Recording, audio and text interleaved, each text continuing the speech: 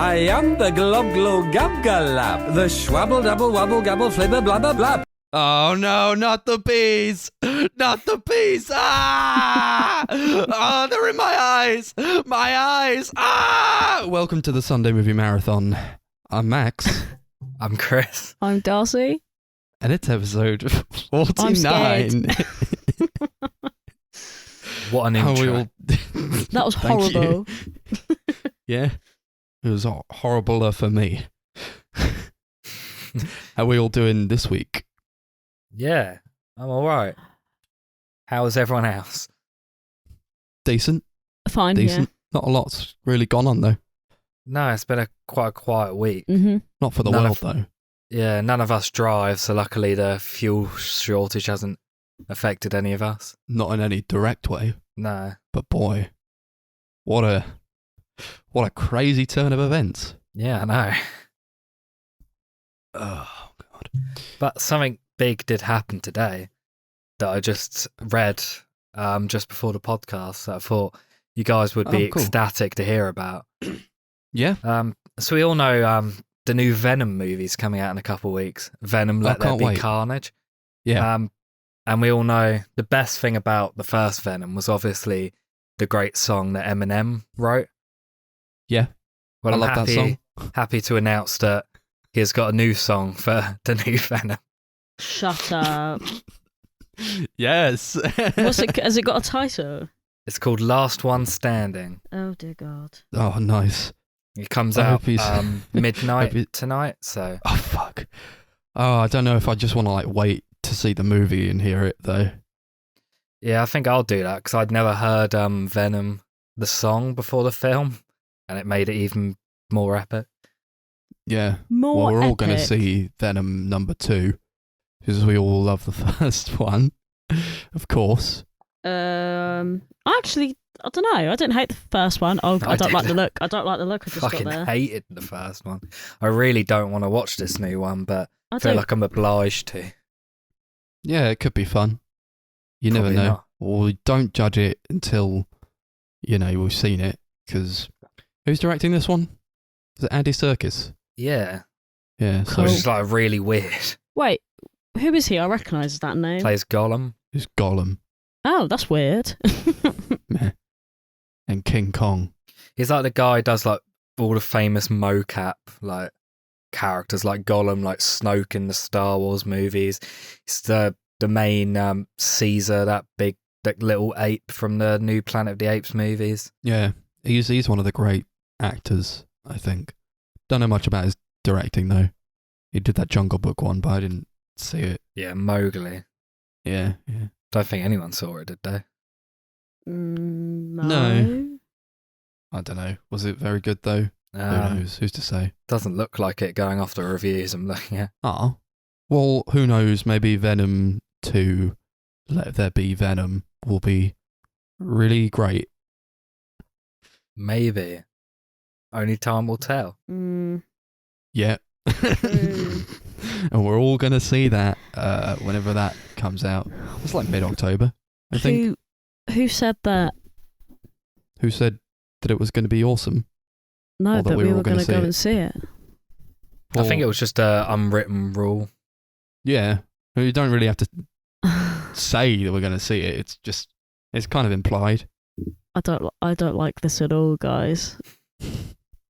I think Darcy's just gonna be sick for that episode. Oh no, I've died.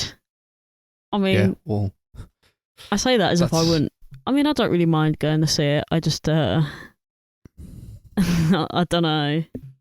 I mean, truth be told, I really hate that first movie. I think that movie sucks so much. You could, well, why do you want to see this one then? Yeah, I mean, I don't hope know. I hope Tom Hardy's had time to work on his Venom voice because it really was bad. It sounds the I don't exact know. same in the trailers. I didn't so- like it. Yeah. No effort. I don't know. Tom Hardy's a good actor. Yeah, it's He a could pull shame, out of isn't the it? bag. He's a bit of a He's shame. wasted. Yeah, he's a bit wasted, to be honest. Almost feel like it's just not the role for him. Yeah, I don't know why he's in this film. It's weird. Who knows though? It could be really brilliant. We can We'll ask see. them. Wait, what day is it? It's not out in America yet, is it? No, it comes out on Friday as of recording this. So. Oh no. Ooh. Maybe I'll have to ask some students if they've seen it, and they'll say I'm not wasting my time watching that. So, getting off of Venom, Darcy watched a show recently, didn't you, Darcy? I did. I've been watching everyone's favourite show, Squid Game. I was actually Squid talking Game? about this. Squid Game, yes.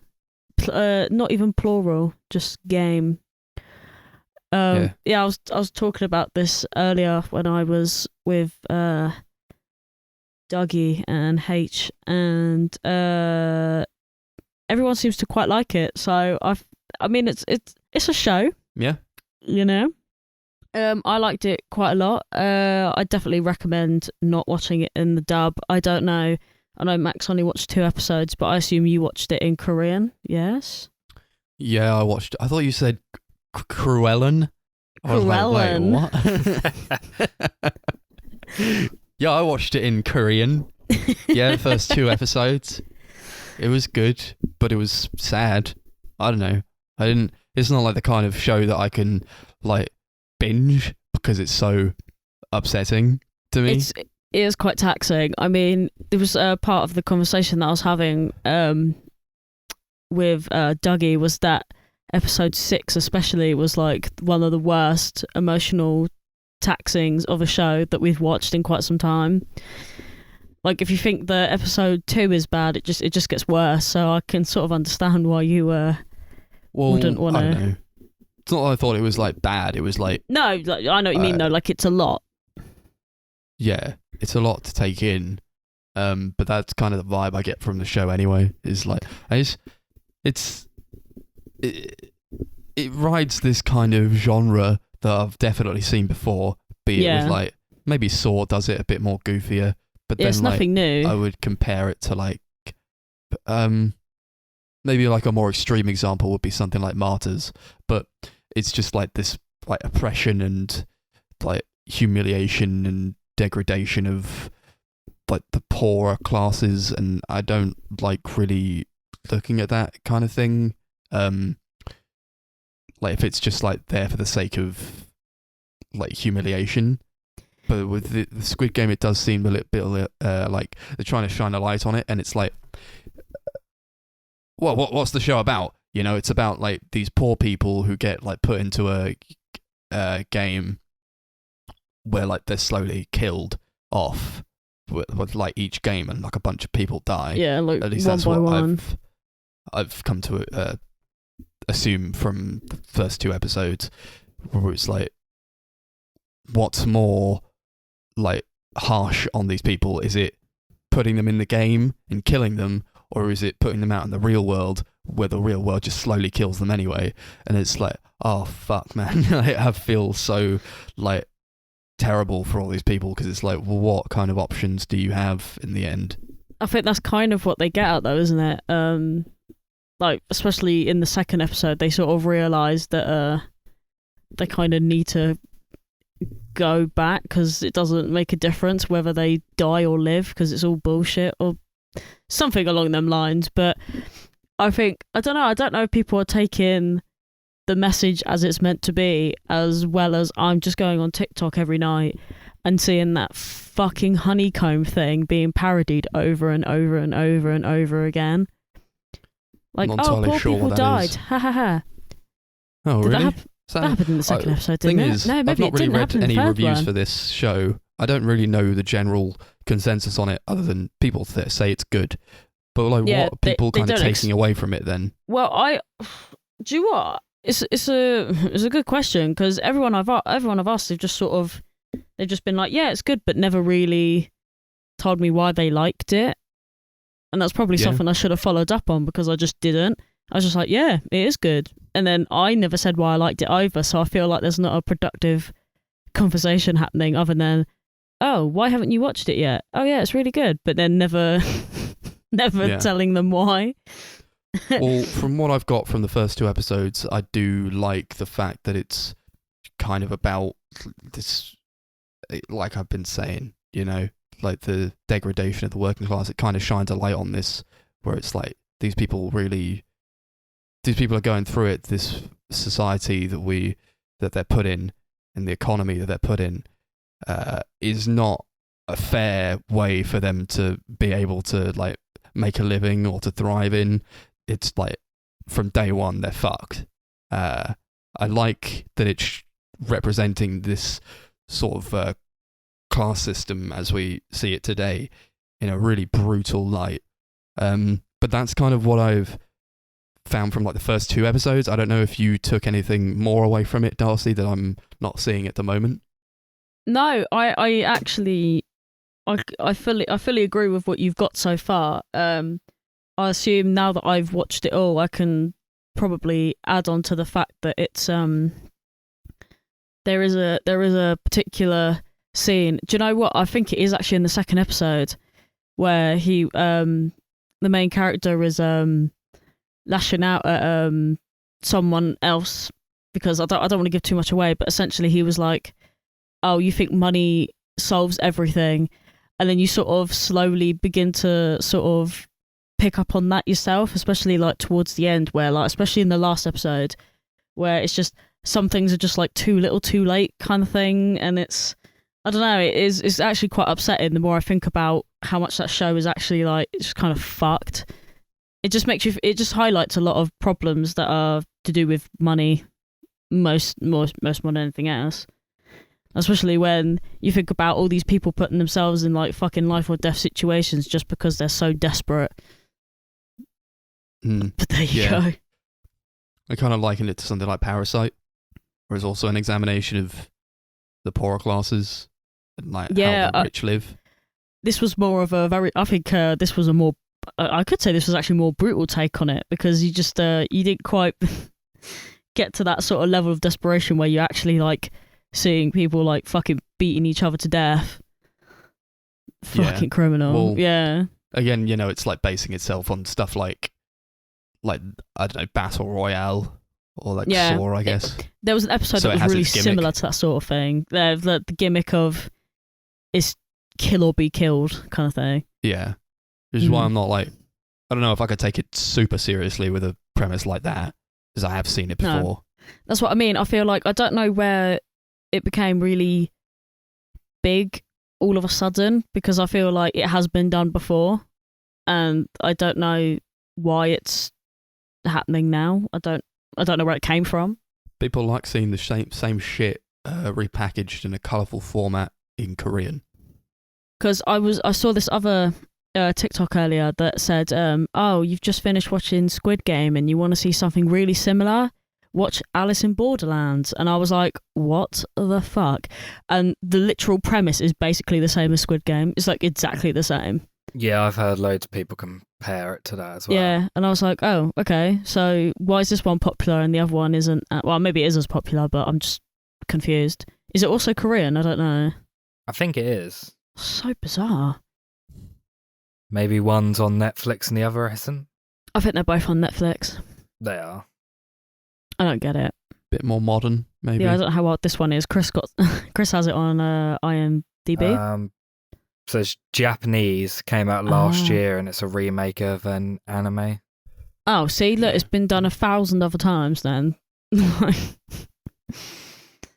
Okay. I hadn't actually even heard of this show till you guys were talking about it and how you started it. No, I heard about it from my friend Hannah, who she said, "Oh, I just started watching this show called Squid Game and it's really good." And I said, "What the fuck is Squid Game? That sounds ridiculous." And then she told me about it and I went, okay, I'll watch one episode. And about quarter of the way through, I went, I'm going to turn this off. It's actually quite boring. And then out of nowhere, it just went from like 0 to 100. And I thought, okay, I'm going to carry on watching it. Yeah, I remember I was at work and you said you'd started it. And then like by the time I got home, you'd finished the whole series already. Yeah, I watched it all in one sitting. The whole thing. Hell. I had nothing really better. Well, I had work to do and I knew that I couldn't go outside because I had work to do. And then it turned out when I had that meeting when we watched movies at Max's, all of the work I did was for nothing because we had to rehaul it anyway. So I basically just watched Squid Game in English dub for no fucking reason. Which in itself is a crime. Was the dub good then? Or like... It's dubbed automatically, but you can take it off and watch it in Korean. I've heard really, really, really bad things about the dub. I tell you now, the voice actors for the dubbing is comical. It is fucking funny. Yeah, I've seen loads of people like on Twitter say like, "Is this actually like a joke?" Like, it's apparently super cheesy and bad. It is. It's almost unwatchable, but at the same time, I didn't really have any because I couldn't keep looking up and then looking down and looking up at the. Do you know what I mean? I had to pay attention to what I was actually doing, which makes me think I should have just watched it in another time. Yeah. I don't think they ever really care, like, when it comes to, like, live action dubbing. I heard... It's only really anime stuff that Yeah, I actually heard that some of the voice actors were from anime, like, settings. So I find you get, like, it's more likely to be a good dub in anime than it is live action stuff. Even then, it's normally hit or miss. I can only think of, like one anime where I prefer the English dub to the Japanese one. The rest is, like... It's just comical because if it's true that they are from I don't know, anime actors, I suppose, it might explain why it was so comical, and it felt really weird, especially like, I don't know, there's just scenes where the characters are like talking about milk, and in the voice style that it's been speaking, it's just fucking weird. It's like janky. I couldn't stop laughing. I was like, what the fuck is going on? Why is it so funny? Well, for what it's worth, the native Korean is good. I mean, the acting is very good. Doesn't feel cheesy, really. Oh yeah, like me and Chris watched a Korean film last night, and I know obviously this is an old film and we don't really need to go into it, but I was just talking about how like great the Korean language sounds. It sounds so cool. Sounds cool. It does. There's great a lot of great. Korea. Yeah. A lot of great Korean cinema as well. There is. I think Korean cinema is underrated, actually. Yeah. People know like two or three directors from Korea. Max sounds like he's underwater. Like, they're making all the movies. It is pretty much kind of like that. Like there's only a handful of Korean directors. But like, they do people it all know right, Park Chan-wook and they know Bong Joon-ho. That's it. Those are the only two that exist. So we watched I Saw the Devil last night. It's directed by Kim Ji-woon. And I was going through his filmography, and he's done like so many big Korean movies that I've heard of, like A Tale of Two Sisters and The Good, the Bad and the Weird. Well, he obviously knows how to direct a film. That film was amazing. It was a good movie. Maybe it will come up on the podcast sometime. Maybe. Yeah, I would like to see it. I've heard good things. Yeah, I don't know like what made you download it out of nowhere. Did you just been in the mood to watch it for a while because I've heard good things about it? Oh yeah, no, because you didn't even explain like if you had seen it anywhere. Like you were just like, oh yeah, I want to watch this film that's like 10 years old. No, I've wanted to see it for years because it was really just good. Heard don't get me really wrong. great things about it, and where I'm just trying to watch more and more foreign films for a video I'm thinking of doing in the future. It was just one I wanted to watch. I swear to God, when I went on Letterboxd last night, I found out that I've watched 91 movies this year alone. I felt kind of proud of myself because I haven't watched 91 movies in my whole life, I feel like. Yeah. My God. Well, we got at least 3 under our belt every week, don't we? Speaking of which, are Which we is like good more to... than most people watch in a month. Yeah. But yeah, we Why could do we do this to ourselves? jump into... I know. Yeah, all right then, Chris. I hear you. We hear you loud and clear, mate. Chris Right. is impatient. Where do we begin? So what we've got is It's we've late at got night. the free for I all. want to go to bed. It's late I at wanna night. go to Chris bed wants to go to too. bed, so we're going to But rush you're the one who past said these to ones. record. It's going to be It's your own like fault. 10-minute discussions. No, it's Yeah, not. 10 minutes per film. Okay, come on, let's go. So we did a free for all. So we all picked a movie we wanted to watch. It didn't have to be from anything or for anything, just whatever. We are doing it a little bit unorthodoxly today.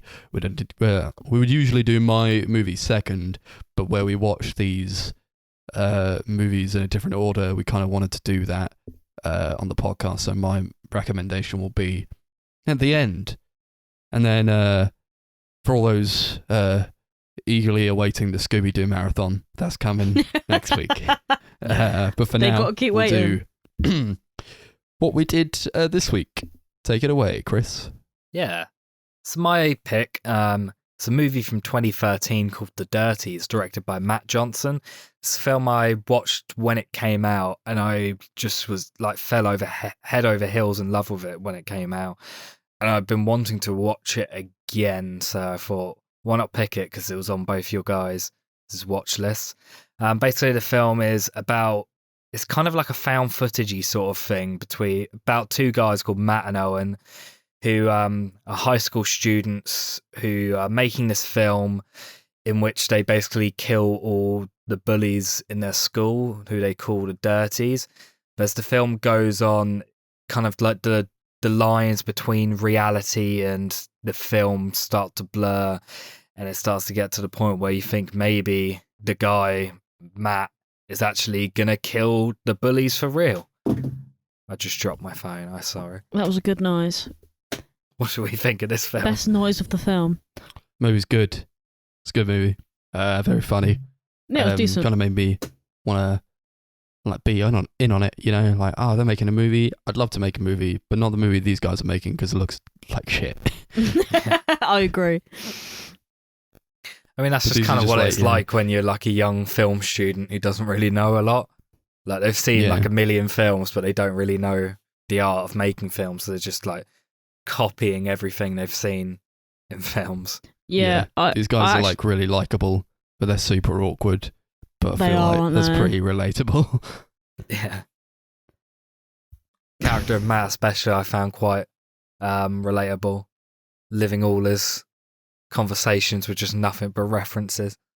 Yeah, that's what you do Well- all the time. Yeah. Well, I try and It's have true. serious conversations with you. You're like, there's just like that scene from Goodfellas. I just don't know how you do it, to be honest. I don't know how you keep track of so many movies. You're like a Seen 'em all. hive. He's a nerd. You nerd. I gotta admit, I do like that bit where they're doing like the title clips, but they've got like loads of like famous sequences, and they just like change it to fit the title of the film. Oh, right at the end. Yeah, but they kind of show you it in the middle of it as well. Actually, it's near the end, to be fair. Yeah. And then like at the end you get like there's just loads of like the end credits is just them literally stealing clips from opening credit scenes, like famous ones, and they've like spliced new text over it. It's sick. It is pretty funny. Yeah, you got these guys are like in a school, and I don't like, I like the found footage kind of genre, or like the like hidden camera type of genre, where I kind of liken it to something like Borat, or Yeah. even slightly to like Under the Skin in a way, where it's like people who don't know they're being filmed, you get these genuine reactions out of them. I wasn't sure like who was in on it while they were doing this, so like they're in like a school. I assumed at first that was their school, and they're like showing their film to the students in a class, and it quickly becomes clear that like these students don't actually know who these guys are. So it's like, how do you get into this school and then like show them a movie that you've made? And are these people in on the joke? Because I felt like they weren't in on the fact that this was a movie, that they were being filmed. But then like there were other points where like they'll be walking down a corridor and just like someone will come up to them and just punch them in the face. I'm like, these guys are clearly in on it. Yeah, I think there were definitely students who were in on it and were actually acting in the film, but the two main guys, they were just outside guys who kind of like made their way into school for the film. What kind of I a think school it's- would like do this? What kind Yeah, of that's what I school? mean. This is How like a can real they get school, away surely. with that? Like, Yeah. this is like, I don't know how prolific Matt Johnson was as a director before this time. This was his first film. How was Well, he there we allowed go. to It's do just that? like, how is he allowed to do this with his school? Like, what he Yeah, does like, towards the end is like Are you a actually student? horrendous. But Yeah. like in the lead up to that, it's like But dude, how did you get permission to do all this shit? It's a good question. Yeah, the majority of it you can kind of see like it's pretty harmless, just like them just walking around the school getting beaten up by people. But like when you get into like the last 5 minutes or so, that's when it's like, why did the school allow them to do this? Yeah, They're they making must like have some a school shooter movie. Yeah, like they must for have some some reason. compelling argument to do that. Like, 'cause- we're going to kill the Dirties. No one fear. You don't have to fear us. We're just here for the bad guys. And he wears this fucking loud orange shirt that says, "I'm only here for the bad guys." As he goes in with like a gun and like what the fuck? These people clearly didn't actually know this was going on. This is just like a day in the life of their school. So like they're just going around, going to class. All of a sudden, this guy comes here with a gun and he starts like shooting people who are clearly like actors and like they've got blood bags on them. But it's like, holy shit. You've traumatized these people. Like, that was like... And I like this movie. I do like this movie. But at the same time, that really got to me. I was like, that's a dick move. That was that such is a genuinely horrible thing to do. terrifying as well. Like, could you imagine, like, actually being there and seeing that and thinking it That was would real? traumatize me. Yeah, like, what the fuck? Yeah, of course it would. It's a horrible thing. And the sad thing is, in America, this sort of thing happens like so regularly that you wouldn't even be surprised if it was real. Yeah, like, don't schools in America actually have to, like, teach students, like, how to survive school shootings and stuff? Because apparently getting rid of guns just isn't the answer. Teaching Fucked kids to up. protect themselves is the answer. What do they do there? Just like hide under your desk and don't come out. Oh, great. It's terrible. I don't know how America gets away with doing half the stuff that it does. Yeah. Ugh. But it is, I do think it is, a lot of it is really impressive how they managed to like just frame the movie with all these like genuine reactions and stuff of all these people. Matt Johnson, he although this is his first film, he did a web series and TV show called Nirvana the Band the Show, which is kind of like a similar sort of style where it's like hidden camera sort of stuff, and the whole point of that show was kind of like showing what you legally can get away with, because he like knows basically the law inside out, so he was showing what you legally can do in public on film without like permits or anything, and like he's knows fair use law inside out, so he like knows what you can and can't like show of copyrighted material, which they kind of show off a little bit in this film, like with the end credit scene at the end, and also there's like that scene where one of the characters is on the phone and like he's trying to make it seem like he's at a party, so they just put on a film on the TV. Yeah. I like that bit. That bit was great. That was good. Yeah. I mean, this was like 8 years ago, so I'm willing to bet like he's matured as an artist now. He looks very young in this movie. Yeah. Yeah. It's just like, oh, there was that part where like he's in like the corridor and he sees this girl Chrissy, who I'm assuming was an actor that they just got in there. I feel, and like, I like, think what are she you might- guys doing? I think she might have been a real student in the school, but was hired as an actor. Same with the bullies. I think they were the same. I could be wrong, but I think that's how it worked. I feel like that's probably how it works. Like, you can't get like two or three people to like come in here into the school that they don't know. That's probably fine, but you can't like get more people than that just show up without people thinking something's up. Yeah, definitely. But there was that part where like he sees Chrissy in the corridor. There's like this girl he's trying to woo, and she's like, "What are you doing?" He's like, "I'm gonna shoot up the school, Chrissy. Anybody you want me to kill."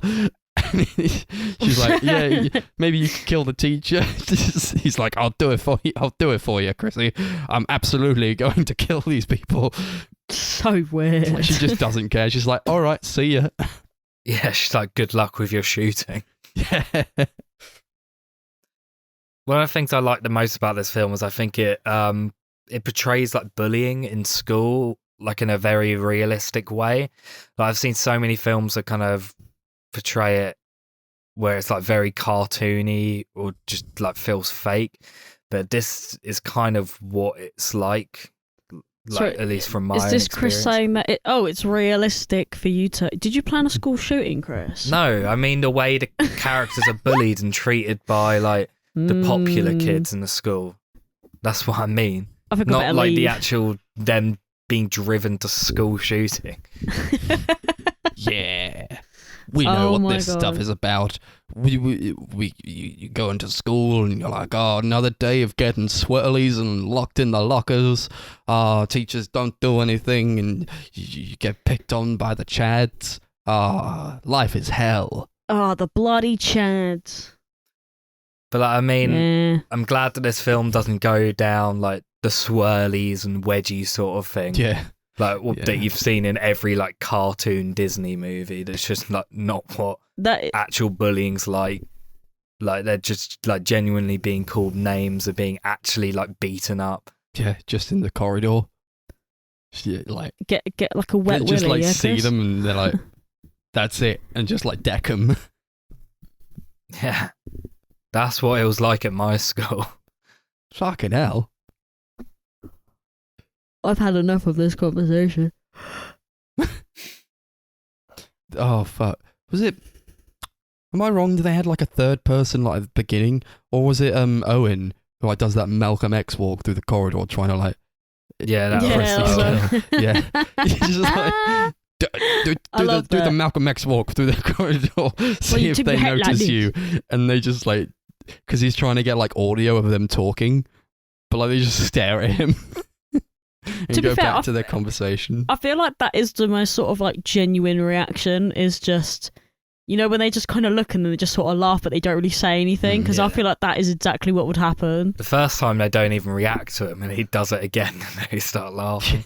It's because he does it like 4 or 5 times. So it's just like, what is he doing? Yeah. It gets funnier every time though. It does. You just see it failing. There is a lot of really, really funny moments in the film. I think a lot of it comes from the way the film is edited. Like, I think there's like so many great editing choices that kind of add like humor with the timing and stuff. Like, there's a scene that I really loved where they basically show this teacher of their like film class, their rough cut of their film, The Dirties, and like as soon as the film like the teacher basically stops the film and they just like sit in silence for like 10 seconds or so. But it's like that silence, that awkwardness and the pause and the way it like cuts back and forth, like the timing of that is so great. It's just hilarious. Yeah. Really, really good moment there. There was, oh fuck, like probably the funniest part for me was like when they're in the cafeteria and then Owen and Matt are like yelling at each other, like straight up yelling. And then like these like people are staring and then just like a dude comes in and he just like, he's in between them, but like he just looks at them and like smiles and then like walks away. That was really great. It was almost like he knew something was up. Yeah. A lot of parts of this film, though, that I feel don't need to be there, and it's quite a short movie, but I felt like it dragged a lot. I don't know if you guys got that too, but like, just scenes that I feel didn't need to be there, Yeah. or like things that they tried to shoehorn in. Or I'm like, okay, you're trying to show this like the day in the life of a movie being made, but sometimes it's not really about the movie at all, and I guess you could say it's more about like the characters, but then sometimes it's just like, I don't know, like going to a shop or like going to the gun range. And I kind of dropped off towards the end where like I just didn't really care anymore. Yeah, I'd agree with that. I do think there's a lot of bits where I'm not super invested. Like, I kind of feel like there's a lot of scenes with the character Owen trying to get with Chrissy that I just don't really enjoy. So I feel like so much of the film is like stepping away from just being like a generic teen comedy. Like, I feel like there's actually a lot of interesting, different left field stuff. And then you get that whole subplot, which I just feel like is just kind of generic and what you'd expect from it.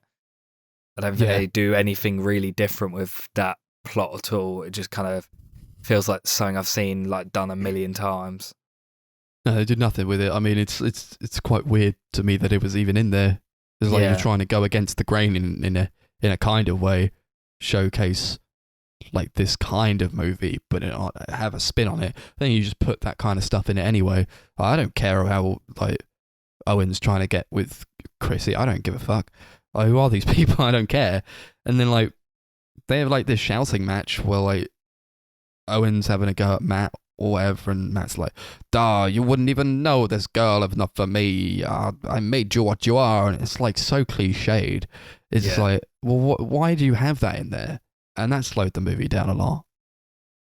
Yeah, that stuff I think that's like my biggest issue with the movie, because I really like everything else, but there's that and like just like multiple scenes that I don't think are really necessary that just massively bring it down for me. Yeah. They have like a montage towards the end or something. But like, it's just like showcasing like, here's stuff that happens at a school. And then like, there's one shot of like Owen's trying to learn the guitar to like pick up chicks. Oh yeah, that was like, so dumb. Oh, come on. And then like the teacher's like, yeah, you could be a ladies' man, Owen. And then like in the montage, he's with the teacher playing the guitar, and they're sat in the corridor by the lockers. It's like, it's so deep, because it's deep now because they're sat on the floor. Like, give me a break. Yeah, I liked when he was like really struggling with this one like guitar riff, and was having the teacher like try and teach it to him. Then in the next scene, he was playing something like 10 times as complicated perfectly. Yeah, he could probably play the guitar. You probably just play the guitar. There's a bit I really liked in the film that I'm surprised not a lot of people have like kicked off about, like in hindsight, where there's like a scene where basically early on in the film they need a female character for the movie, and so they trick the character of Chrissy into saying this phrase, and they like secretly film it and splice it into this scene, and one of the characters just stood there like completely black-faced. Oh, Yeah, I didn't see that. I didn't see the blackface. Did you not? Oh man. No. It's like, it reminded me a lot of that Lethal Weapon episode of It's Always Sunny. The one that everyone's like, cancelled. Yeah, that like got taken off of Netflix. Can only watch it on YouTube now. Yeah. So That stupid. was weird. I don't know. It was weird to see that in there. I was like, wait a minute. It was only there for like a split second. It was also like a part where oh fuck, like someone says, was it like Owen? He said something like, it was like, oh, he looks like an Indian chief. I'm like, oh, for fuck's sake.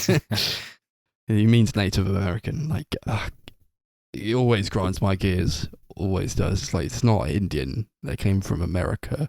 These people are native to America. Stop calling them Indian. Yeah.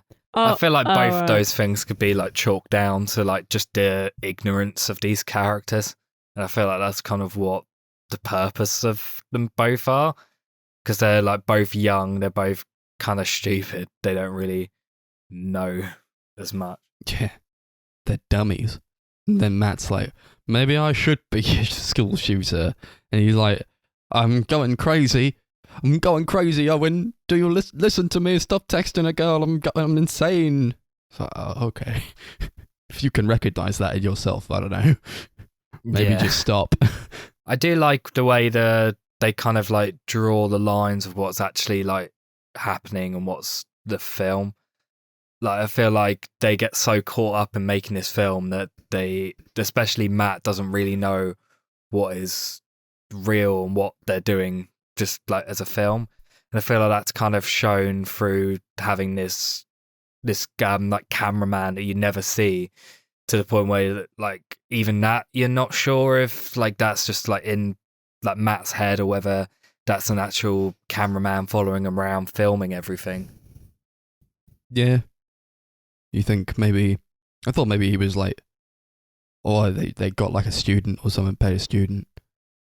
Because I don't know, if like just some other dude is there for like no reason, because they can't reveal that he's got a camera. Like, that's going to be a bit shifty. Felt like probably they were a student. Maybe.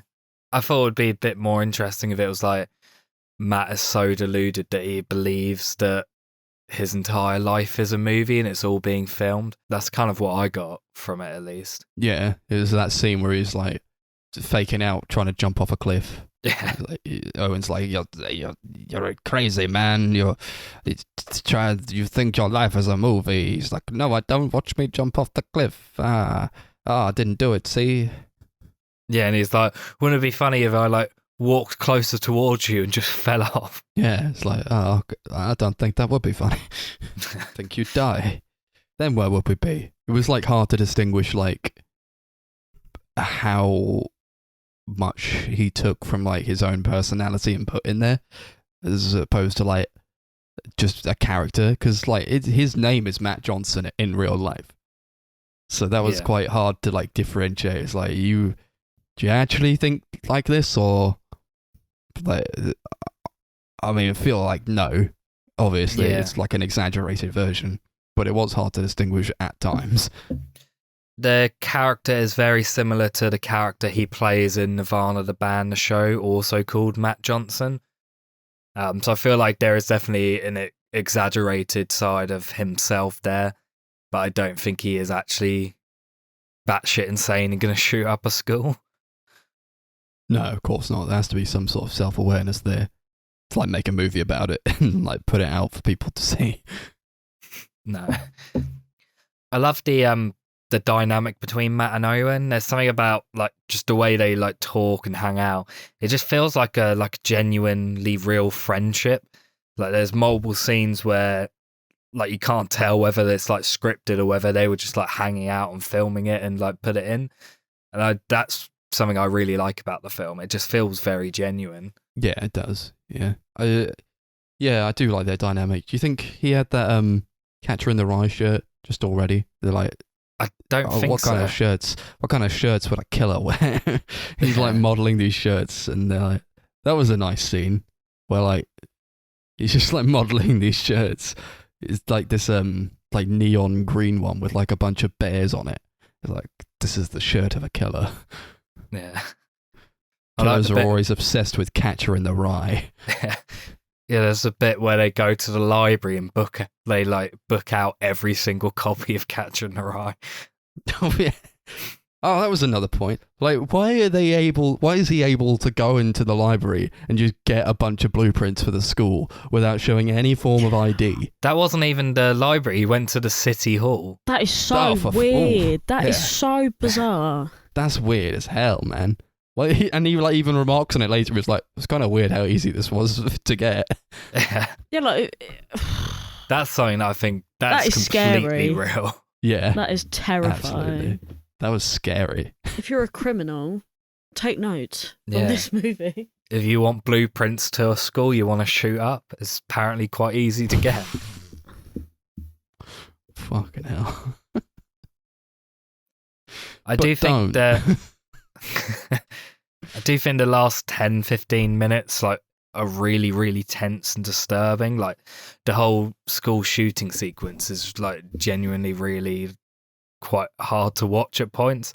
Like there's something about it I just feel like super anxious, and I feel quite bad for the characters and like how like the film has kind of turned for them, because like they're both very lovable characters. So to see him in this situation and to see Matt like slowly get more and more deluded and like actually go through with something like this is quite sad to see.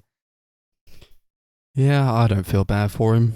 No, I didn't either. It was his fucking choice. He did it. Yeah, fuck him.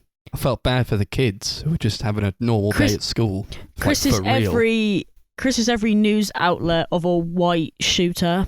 Oh, white troubled white man. Shut up. Your choice, mate. All Your I'm choice. saying is maybe the bullies deserved it. No, because then it reveals. Because Owen's getting closer to the Dirties, like, maybe they're people too. Well, they're shit people, but I get what you mean. Yeah. They're alright, actually. He starts hanging out with them. Troubled young man. Shoots up school. Mentally ill. Shut up, Chris. Shut the fuck up. one of the first scenes of the film has they're like talking to a group of young boys who are in the park, like making their own film. Apparently, like after the film was like put out and everything, they like managed to track down those kids, get the film that they made, and they put it on the DVD extras. They actually made the film. That's so cute. Yeah. Lovely. Good for Well, them that's kiddies. Quite wholesome. Yeah. That's a nice bit of news to end on, I would say. Yeah, are we Great. good to get onto the ratings? Do we have anything else to add? No, Nah, it's I'm getting alright. late. Let's do it. Okay. What should we rate this out of? Catcher in the Rise. Sure thing. Yeah, I really like this film still. Obviously, I have my issues with it, but I think it's just a really well-made, funny movie that I think maybe one of the better school shooting movies I've seen out of the few I've seen. What does that even mean? Oh, God. I think I need to leave the house. I think I need to. I think I need to go. Just saying I've What a done my thing to say. research. Yeah, I'd give it 8 Catcher in the Rise out of 10. I'm scared. Yeah, it was good. It got a lot of like big laughs from me. But I don't know. Like I just feel like it's not like nothing I've never seen before. I don't feel like it's like super unique. But I appreciate it. Like the comedic stylings of it. Would probably like to check out a bit more from Matt Johnson too, because I think just based on this, he's a decent director, I guess. So yeah, he's only got 2 movies, but Nirvana, the band, the show is really, really funny. I need to watch more of it because I've only seen a couple episodes. I might check that out. There's got so many shows to watch. Always going on at me. Actually, I watch Peep Show. I'm like, I'll get round to it. Leave me alone. I'll get around to it. But the Dirties, yeah, it was good. I probably I just enjoyed it. I would probably give it like a 6 Catcher in the Rise out of 10. Yeah. Yeah, I mean, I know that you quite liked it, Chris. I did enjoy it actually. I thought it was quite funny, but it just I don't think I'd ever watch it again. I think that's kind of what I'm getting at. I feel like I got all that I needed out of it the first time that I watched it. To be honest, this is my second time watching it, and I'm not sure I'd watch it again. I just yeah, it was okay, but that was made me laugh. But yeah, like I don't think I'll ever watch it again, to be honest. I think I had the same rating as Max actually, so it was a 6 Catcher in the Rise. Mm-hmm. Lovely. It's a good book. We're not getting into that. Right, what's the next film? It's your film. My glorious film. Do I have to introduce this? Okay, let me go back onto Yes, that is You have how to. the podcast works. No. How long have you been here, Darcy? I don't like introducing movies. It's my least favourite thing to do. Right. Yeah, so my glorious, wonderful movie. My film was Telstar, the Joe Meek story from 2009, directed by Nick Moran. Should I explain a little bit about this and then we kind of get into... Yes. Yeah. Okay, so... Have you literally just forgotten how we do the fucking podcast? hell, Darcy. You've just No. forgotten the entire format of the show. It's more like I get really nervous and I'm like, I don't know if I want to talk about it. So... We have to talk about it. Yeah, but I don't normally introduce the movies, okay? You don't normally introduce the movies. You have a movie to... Oh, I remember when I every first week started, we do this. I used to be such a pussy and I used to get Chris to do it, and now I'm just like, okay, I'm going to do it, but I don't like doing it because it makes me nervous for some reason. I don't know whether it's just because I always get like the director's names wrong or I don't know, I just feel ick. Anyway, so, right, Telstar is a film about a record label owner from the 60s, and his name is Joe Meek. He is a glorious man. He's he's kind of riddled with all sorts of problems of his own. He's like addicted to like caffeine and slimming pills, and he's gay, which is apparently quite the controversy in the 60s. And he's absolutely insane. What did we think about it, guys? Well, I'm scared. what indeed? So you say you saw this movie when you were younger. Oh, okay, right, yeah. So hold on, let's Yeah, get some reel it back. context. Okay, let me get some context to this part. Actually, yeah. So last week I briefly went into how I watched this with my mum. She recorded it on the TV once upon a time. I think it was on like BBC something, you know, one of them things, right? And I was talking about it with her actually just today because she called me up to ask me a really hilarious question that I will talk to Chris about later on. But essentially, yeah, she said, "Oh, why didn't the boys like it?" And now I've just spoiled it. But why didn't they like it? And she said, "Oh, did they just if you don't enjoy black dark humor, yeah, I don't think you're going to get a lot out of it." And I went, "I don't think that's why they didn't like it, but I didn't know how to respond." So if she's listening, come on, guys, tell me why you don't like it. So I feel like it's a curse with this podcast whenever someone says, "I'm going to recommend a movie that I liked when I was younger." It's always bad. I think we should stop doing Telstar it. is no exception. Telstar, the Joe Meek story. This is a bad movie. Sorry, Darcy's mum. But this is a bad movie. I'll tell you why. First of all, Kevin Spacey is in this. Oh boy. And he's not even the worst part about it. I think I feel it has no personality for me. I feel it's just a massive slog to get through. It's like, what, hour and 40? Felt ages. I just don't So care at hour all. 59. Fucking hell, yeah. So like, I just don't care enough about whatever's happening. I don't like the characters at all. I think nothing was developed. I think things just happen just so they can progress the plot, and they don't care about like putting the effort in to develop plot and sequences or characters for you to actually get invested in. I don't know like what Telstar is. I don't know. He's like, "I'm Joe Meek and I made Telstar and now I'm famous for some reason." He's like, "Okay, what's Telstar? Who is Joe Meek?" For the longest time, I didn't realise he was the main character, and I didn't know that whoever played him was him. I was like, "Who's Joe Meek?"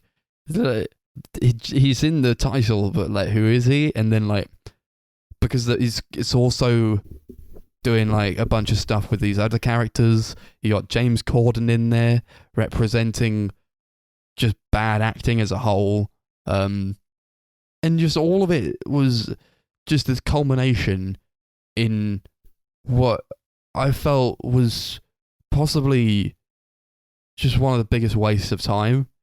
But I don't even like, okay, I hate the movie, but I don't think it's irredeemable. But at the same time, what's there to latch onto? And I'm trying to like put myself in the mindset of Darcy's mum. Like, wow, I'm Darcy's mother. I love this movie. Why do I love this movie? I couldn't think of anything. It's weird that you actually bring up that like the whole purpose of not knowing who he was and things like that, because obviously as the film was going on, I was even telling my mum this, I was like, when the hell did this stuff happen and what is this about? Because obviously I've seen it before, so I knew it was a real story, but you guys don't find out until 1 hour and 59 minutes that he was a real person and all this shit actually happened. And I think that is actually quite weird that they didn't mention that in the beginning, that it was like a real thing and it was a real person and that actually happened. Yeah, but it doesn't add anything. No, but I feel like it'd be more helpful to know. Like, I feel like you might have actually, No. I you knew know, he sort was of a real person. yeah. I've heard Telstar before. Well, I mean, I knew of Telstar because I remember, didn't they use? What is Telstar? It's a song. It's a song. No, It's but a it's song. also isn't it also like a spacecraft Like a thing? satellite. I think. Yeah, it's a satellite, and essentially it was a song based on the satellite. I can only assume. But they don't really explain that. They just kind of have they have like an advert on the TV or a news story that's like, "Hey, this is the Telstar thing." And then he goes, "I'm going to make a song called Telstar." Yeah, and then he does it and he's a millionaire. Yeah. And now he's on all these like press tours and like doing a bunch of like band dates. And I'm like, this happened in less than 5 minutes. Why do I care? Why should I care? And not only is it like, okay, I don't care for how this was paced, but it's also like, I don't care about the character at all because he's so damn unlikable. He's just a dick to everyone. Like, why should I invest in any of this? If the main character, the guy you're telling me, like, did all these things, like, what do I care if he's just a dick? Yeah, I completely agree with everything Max has said. I think Joe Meek, him in real life, I think he was actually he was a musical genius, and I do think he had a really interesting life, but I don't think this film does an even slightly good job of like telling the story and making it seem interesting. I don't know whether, you know how some movies, they sort of like portray people sort of to exaggerate them, so like the story's more interesting. Was he actually, I don't know, you might not even know anything about him, but was he actually like that? Was he I don't know. that insane? I don't know how much of the film is true and how much of it's made up, because I was reading through like the Wikipedia article and there was loads of people in the movie, like had characters in the movie basically who were kicking off and saying it was literally nothing like how it was. Like they like show like there's like a gay relationship between Joe and like this character called Hines, and apparently that was literally completely made up, and Hines was straight and married and to a woman and had like kids and stuff. See, I feel like that's kind of like a injustice in itself. I don't understand the need for that, because like, right, if you think about it from what Max is getting at is, why would anyone want to work with him if he was actually that fucking rude to everybody? But then when I'm younger and I'm watching this film, I used to think it was, I mean, I still don't hate it. I know you guys absolutely hate it, but I mean, maybe I just have some sort of like weird liking towards this film that I don't quite understand. It's beyond my my control here. But I don't know, I do kind of get behind the whole, like, I don't really see the point in making characters out to be like people that they're not, just to make a story. Like, don't make the film, maybe. The film's based on a play. What? Which I honestly thought was really, really obvious. Like, it just kind of feels like a collection of scenes. It doesn't feel like they're telling like an overarching story. So what play is this? Is this a play of... It had the same name. It's called Telstar, the Joe Meek story, but it was originally a stage play. Okay. It just feels like a collection of scenes with like a beginning and end, and then it goes on to another scene, and none of it really seems connected to anything. It doesn't really feel like they're telling an overarching story. There's like very few locations throughout, and like just like, especially early on in the way the characters would like run in and out of the scene. It just felt like a stage play. It didn't feel like I was watching an actual movie, and I don't think they really did a good job of adapting it and making it feel theatrical at all. No, they did a terrible job of it.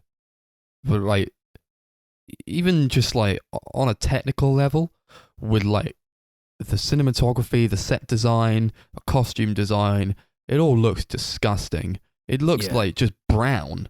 It looks like the color of sick. Like the entire time. So not only is like the plot boring me to tears, but like, okay, and it's not cohesive at all, but it's like, you can't even give me any interesting visuals, so like literally what's there for me? And the music sucks. Yeah. It's like nothing really gripping me at all. But there's a couple bits I don't mind. Like, I did kind of like the few scenes of like showing them like writing and recording the songs, and like Joe like instructing them on how to create these songs, even though he like is basically completely tone deaf and has like no musical talent.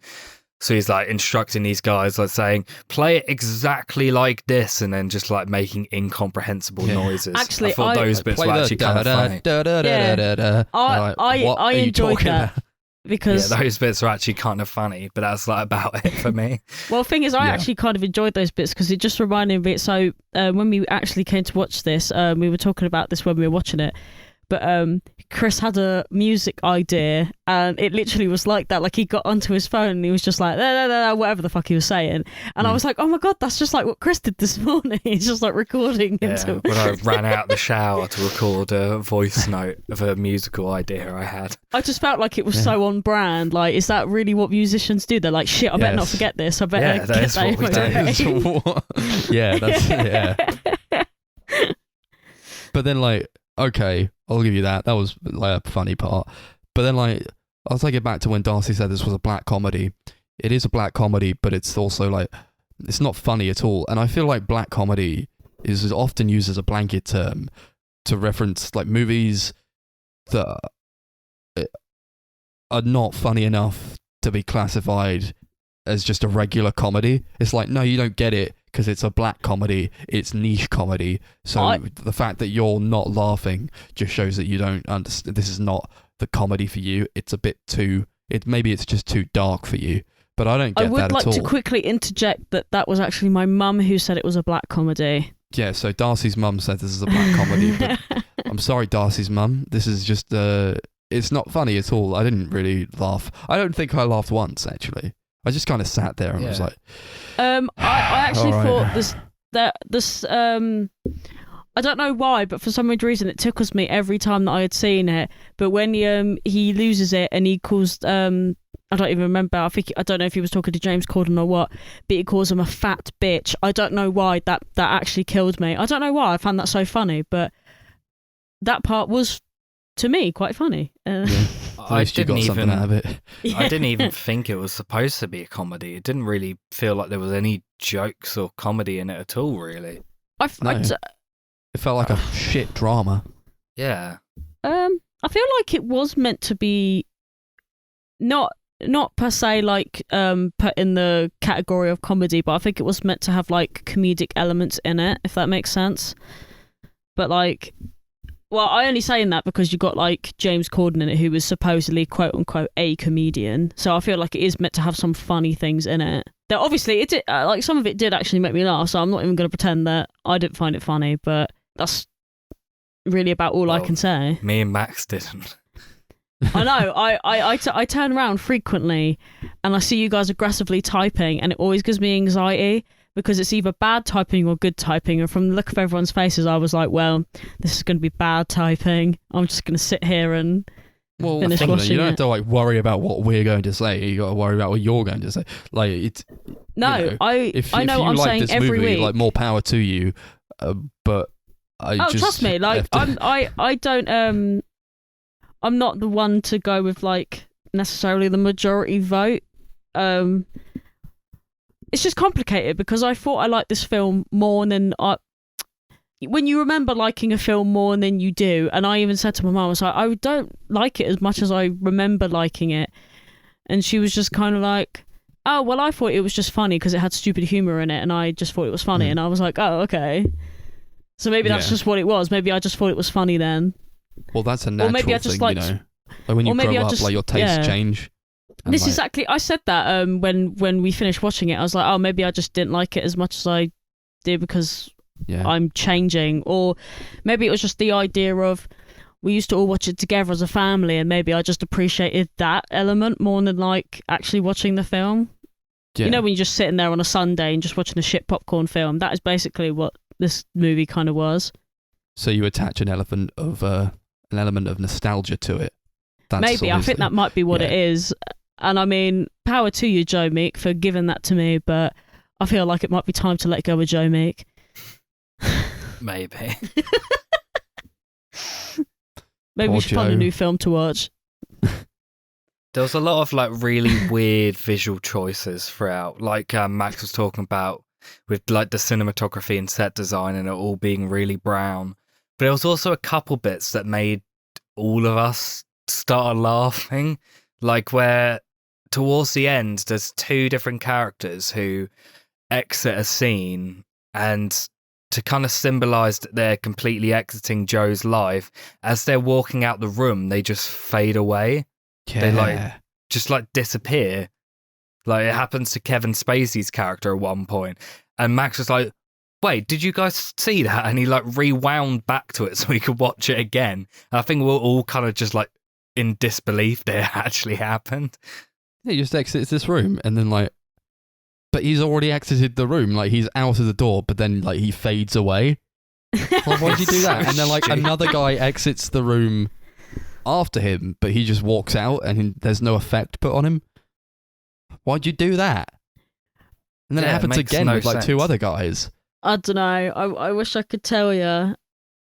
Who were the editors on this film? I think we might need a word with them. Yeah. Oh, speaking of the editing, actually like horrendous. I thought like there's like okay, so it takes place in like the 60s, but like at the beginning of the movie, we're not told that. We're not told what era this is. We're not told this is the year. Blah blah blah blah. But then like somewhere in the beginning half, like the first half of the movie, it like skips to 1962, and then like Joe and Hines are like together because Joe is pining after Hines, and I thought this was like a dream sequence because I don't know like what they saw in each other. I don't know how that relationship developed, but suddenly it's 1962 as opposed to what, because we never knew what year it was beforehand. We don't know how much time has passed.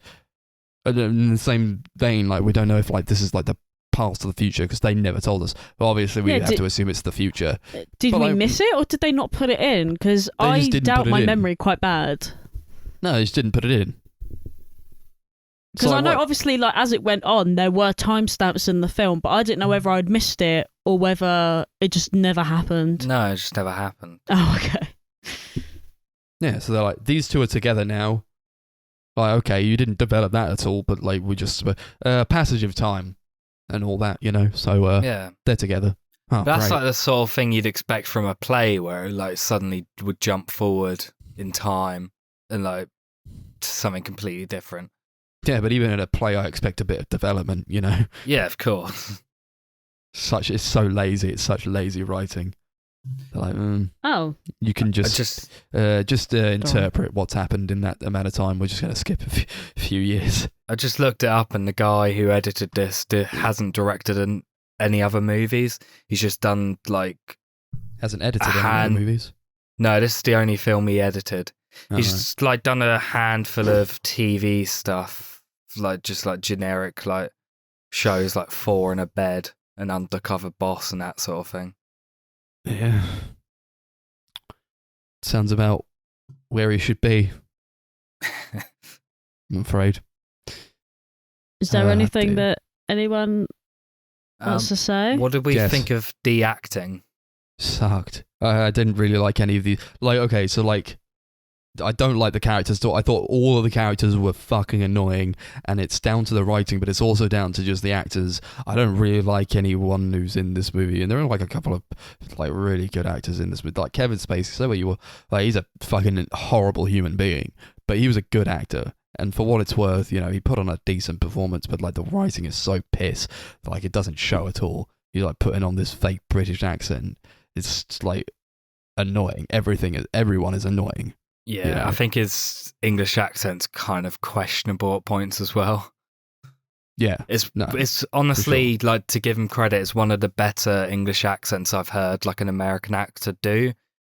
Because, normally you get an American actor try to do a British accent and it sounds awful, but it still doesn't sound amazing. Yeah. He's a cunt, though. Fuck that guy. You got who else is in this movie? I don't remember. So you got Tom Burke, who I recognise he plays Orson Welles in Mank. Yeah, but he was really bad in the film. He just sounds like really monotone and like a robot in multiple scenes. He plays like this guy who like turns up at the beginning and is hired as like a songwriter. He's like his partner, like his head songwriter. Yeah, he wasn't the best. He's just really bad. I don't know. No, I don't really expect much from him, though. I've not really seen him. I saw The Souvenir. I didn't really even like him in that, to be honest. Yeah. So I don't really have like much of a frame of reference. He just kind of blended in. There was like a guy that Darcy liked. I forgot his name, Patrick. Just like, who's like Joe's carer or something. For some, I don't know, like this like kid Patrick who like lives with Joe. Patrick. Yeah, I'm talking about Patrick. Oh, what a cutie! I love him. He got done dirty. I love him so much. Yeah. Okay. Yeah, so he's just there, I guess. He comes up every so often. He's like, here's some tea, and then he leaves. Yeah, I actually thought that he was in it like I wouldn't say like a lot more, but I thought he was introduced like a lot sooner in the film than he actually is, and I was like, where the fuck is he? But I couldn't remember his name or like anything about him until he came into the film, and I was like, oh shit, yeah. Where the fuck have you been? Yeah. So fucking weird. You've got the actor Con O'Neill who plays Joe Meek, who I don't think is terrible in the movie, but I think he's a bit too over the top. I think some of that might come down to the directing more than his actual acting. I think he needed someone to kind of really like help him reel in the performance a little bit, because I don't think he delivers a flat out terrible performance, and I do think there's actually some potential in his performance. I think he just like, I get the feeling that he can be a good actor if he has like good material and a good director. Joe Meek? Yeah. I actually thought he was really good as Joe Meek. I just thought he was almost I think unbearable is the word there. I don't know. I kind of hated him. But then again, do we really know what Joe Meek was like? He might have been a shit rendition of Joe Meek. I don't know. I don't Questioning care. too much now. Yeah, I think I'm getting too ahead of myself here. Like, I can't say like, oh yeah, you can't watch like a terrible performance, say that was a terrible performance, and then after the fact say, they kind of were like that though. Like, no, it's just like a bad performance is a bad performance, I'm afraid. I don't even like hate Con O'Neill. I think he's a decent actor. I've seen him in like Uncle. He puts on a pretty good performance in that show. I completely forgot he was in there. Oh, Yeah, I don't think really I've seen him in wasn't anything feeling else. I don't think. I really wasn't feeling it. And it's like, I just feel like, I feel this about this movie the way that Darcy feels about Alice in Wonderland, where it's like, okay, just everyone's talking at once and it's really, really overwhelming. Everyone's shouting and talking over each other. There's like no pauses, no time to breathe, and they're all wearing sweater vests. Oh, it's just horrible to watch. Wearing sweater vests. I mean, there were some ugly outfit choices, I must admit. Jimmy Carr shows up with a fake mustache. Right. Yeah, he How does. did I forget that happened first off? And what the fuck? Why is Jimmy Carr in this movie? So random. Just there for, Justin like, Hawkins, one the scene. singer of The Darkness, is also in there for some reason. Oh, yeah. Guy from Horrible Histories is also there. Hey, Yeah, he's I like him. He's a geezer. He's Geezer. Geezer in Horrible History. He's been on in Geese. this movie. He sucks. Yeah. All right, are we good here? Why is he set up this? Why has he set up this recording studio? In like a flat complex or like a house that like the woman below him doesn't want him to be there. She's like pounding the ceiling with like a broom, telling them to shut up. It's like, this is a recording studio. Like, allegedly, they've got like drums in there. They've got music equipment in there.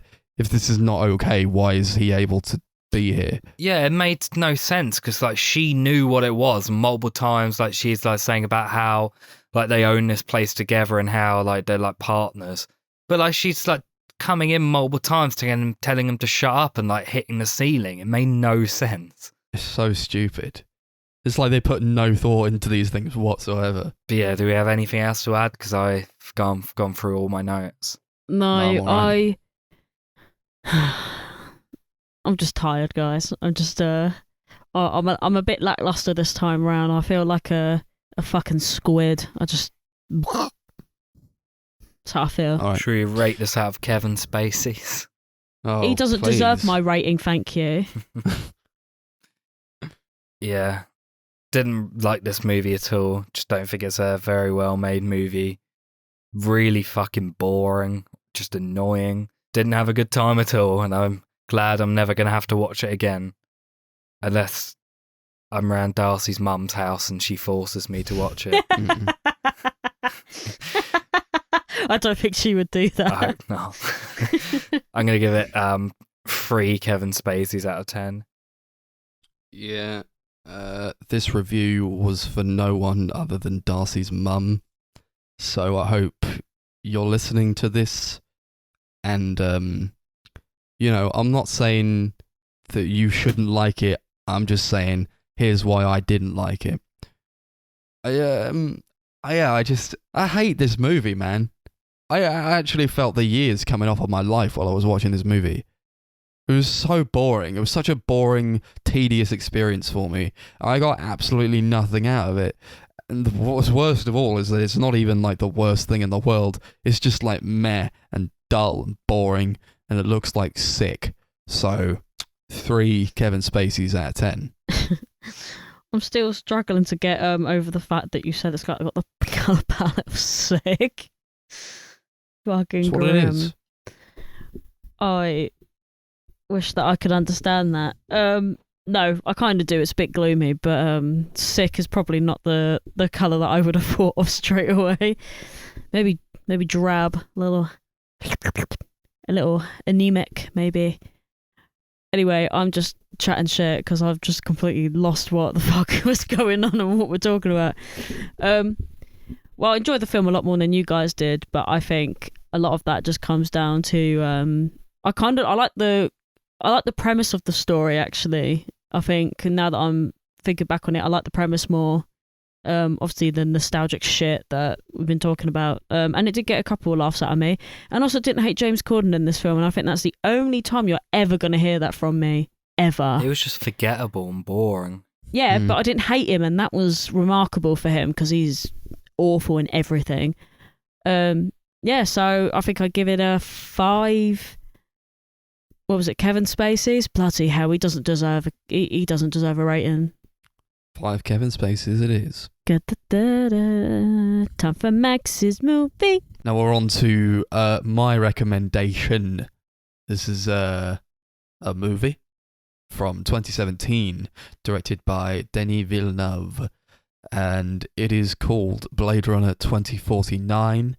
It is the sequel to 1982 movie Blade Runner, and it is it takes place 30 years after the original, and it follows a Nexus 9 replicant Blade Runner K, or KD6-3.7, who is responsible for retiring, which is the Blade Runner term for killing out-of-date replicants, which is the name given to bioengineered human slaves, and he's working a job for Los Angeles Police Department, and he finds a box of bones, which is understood to be the bones of a replicant who had given birth. And so Kay is tasked with finding the child and killing it in a tapestry of mystery and deceit and awesomeness. This is my favourite movie. Talking about my favourite movie. Obviously I love it, and I asked Darcy to watch the original a couple of weeks ago. She did that. Unfortunately, she had already seen this movie before, so I guess it's not really like that big a surprise for you, Darcy. But yeah, what do we all think? I mean, we've all seen it before, but what do we think of Blade Runner 2049? Yeah. Yeah. It's all right. I mean, it's like one of the best movies ever made. Yeah. Fuck it's yeah, alright. it is. It's all right. So casual. Yeah, decent. Yeah, I mean, obviously, I love the first movie so much. Sadly, I missed seeing 2049 when it came out in the cinema, because I thought it was going to be shit. Because I thought the idea of making a sequel to a film from the 80s 20, 30 years later was just a bad idea, and I didn't really have any hope for it at all. It wasn't until I watched it on Netflix a couple years after that I just was kind of like just blown away by how incredible the movie is. Like, I think Villeneuve just does a really, really fantastic job of taking the themes, the universe, and like kind of like the noir mystery style of the original movie, and using it to create something that is completely distinctive and unique. Like, it feels completely like its own thing. It never copies the original. It never really like goes down like the nostalgia thing that most like sequels like this would do. Like, I think of something like the Star Wars sequels, where so much of it is just calling back to the originals, whereas this film doesn't do that at all. He like just tells his own story, makes something completely new, fresh, and very, very different, but it still feels like Blade Runner. Yeah. Darcy? Oh, everyone's looking at me now. Ooh, woo, woo. Do you know what? I obviously I liked it when I first watched it. I was watching Dibble Dabblings when my dad got it for Christmas, the year it came out, or whenever it came onto DVD or whatever. But he got it at Christmas, and we watched it. And I really do like this movie, but the only complaint that I have is just that it's either A, too long, or when we watched it, I was just in no longer a position to watch a film as long as it was. So I can't quite put my 2 cents onto whether I found it too long or whether it was just the wrong time to watch it. Yeah, so we put it last intentionally because I thought it's such a meaty and weighty movie that the last thing you want to do after watching this is watch another movie, because it's almost 3 hours long. And I was like, after watching a 3-hour movie, I don't really want to then watch a 2-hour movie. Yeah, I had a lot of problems getting through this film, especially with watching as many films that we kind of do in one sitting. But that is my only complaint. I think everything else is actually phenomenal. I love this film. Not as much as the first one. I actually do prefer the first one, but yeah, I just maybe that is just the complaint in general. Is just I can't sit there for that long and try and appreciate a movie when it's as long as it is. So this is my third time watching it. The first 2 times I was like, they're kind of on par for me, and this time around, this one I thought was a lot better. I think this film, it resonates with me much more on a deep emotional level, which was pretty evident from the fact that both me and Max were crying at the end of the film. I'm convinced that I have no emotions. Convinced. Yeah, so it ends Chris and I are in floods of tears. Darcy's looking at us like, the fuck are you doing? Oh no, because I heard Chris kind of do that sniff, and I went, "You're right, bud." And I was just turning around to Max, and I was like, "Oh, you're right, bud." And everyone's just crying. I'm like, "Oh, come on, bud, it's all right." It's just me going, "Oh, okay." I just must have nothing left to give. I think you're just used to that at this point. I swear, 90% of the films we watched are some there crying, and you're like, "What the fuck's going on?" Do you know what? Most of the time, it's not even that. It's just I just don't feel it. I don't know whether it's because if I was watching a film on my own, or if I'm watching a film that I know is really going to hurt me. When was the last time I cried at a film? I can't remember the last time. I know I have, but I can't remember the last time I cried at a film. Can you? Not off the top of my head. Exactly. That's what I mean. Yeah. I think a lot of the times it just doesn't hit me like it should do. I just don't get hit by it. Maybe you avoid that with a movie going experience then? You don't want to cry then, or you put up a barrier so it doesn't hit you. You just try and stay strong for it. But the thing is, I didn't even feel like crying. Obviously, though I did say to Chris when we were walking back that I did feel really, really upset. In that scene where the two women merge, and he's like about to like have sex with this lady that he thinks is like his love, but it's not really her, and that made me really upset. But like not enough to cry, but very close. But it kind of reminds me of when we were watching was it Babel, when all three of us wanted to cry at the same time, but all three of us were like, nah, we're not going to cry, we're too manly for all that kind of shit. Do you remember that? And now we're just crying at everything. I don't know. I think like, cry or don't cry, let the movie take you on whatever journey it can. It's difficult when you're in a room with other people to fully experience a movie emotionally on the same level as you would when you were alone. Yeah, I think that is part of it as well. Like, I know when I'm watching a film with Chris, for example, it is kind of a bit different, because this is going to sound really weird, but like, if me and Chris are watching a film, I'm usually in front, so I don't see Chris behind me. So a lot of the times, if I'm immersed in it, I feel like I'm watching it by myself. It sounds really weird. But it was like when we were watching, what was that film, Chris? Grave of the Fireflies. I cried for like 20 minutes straight. It was awful. It was like the worst experience I've ever had watching a film. Apart from Midsummer. Oh my God, actually, let's not talk about that film. But that's Midsummer, the film that like horribly traumatized you. I can't watch it. I've never watched it since, and I will never watch it again, ever. But I will always cry at this movie. But I let that happen for myself, because that's what I want to feel. No, but I'm glad that you guys can. I want to be overcome with emotion and to feel everything that this film can give me, and I feel that's the beauty of cinema, is to feel everything that a certain thing can give you, or just even the beauty of art in and of itself. And I don't sure, cry or don't cry. It's whatever the film can give you. If you could take away something from it, obviously you loved the movie a lot, Darcy. I'm not saying you didn't feel maybe even exactly the same way as we did just because you didn't cry. That's just like what I get out of it, you know.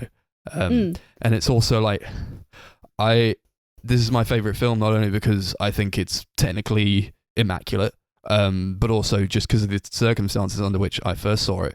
You know, this is like a really isolating movie. It feels lonely. You're just following this one guy who's not even human, and he's just so lonely in his life. And when I first saw it, I saw it at a time where I was feeling very lonely. I saw it in a theatre with only my dad and maybe a couple of others dotted around, and it was like this like empty feeling that I got from it. This cavernous feeling. And like Kay as a character, he's lonely. It feels as though I feel a central part of the movie is kind of just showing how he feels about the situations he's put in, and he has a chance to like find something that resembles real human connection and a way to feel human.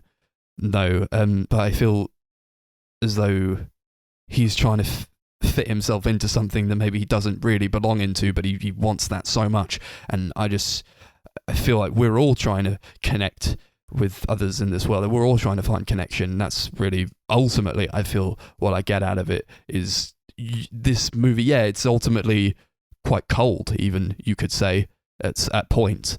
But to be able to feel something so deeply from that is to get like a genuine human connection from it. And even like the central premise of like the first one, the first Blade Runner, is this idea that like who's more human, the actual humans or the replicants who are being hunted down and killed just because they're out of date, and like the humans have almost lost their humanity in a way. There's like a great line that's often repeated in this movie: more human than human.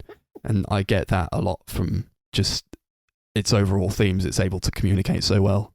Yeah, I feel like this movie, more than the original, kind of almost questions what it is to be human, you know, what it is that makes us human, and what it takes a look at the replicants and kind of like what they're lacking and what they don't have as they are. And like Kay's love story with the character of Joy is like this, it's like a hologram implant in his room. That's like a great way of like accentuating that, like him kind of trying to create this, basically this love thing where she's like he comes home to her and she's like cooking him dinner, and like doing all this like romantic stuff for him, even though he doesn't really actually feel that. I think that kind of like shows all of that really well. That made me sad. There was something about them two that just kind of gave me the sad. Like, it was really cute. Like, I was like, oh, that's so wholesome. But then you kind of realise that, like, it's not real. And you're like, I don't know. There was something about it that just kind of made me, like, I don't know, like hit you in the heart a little bit. I don't know about you guys, but yeah. Yeah. Yeah, it's it hit interesting me. you say that, Chris.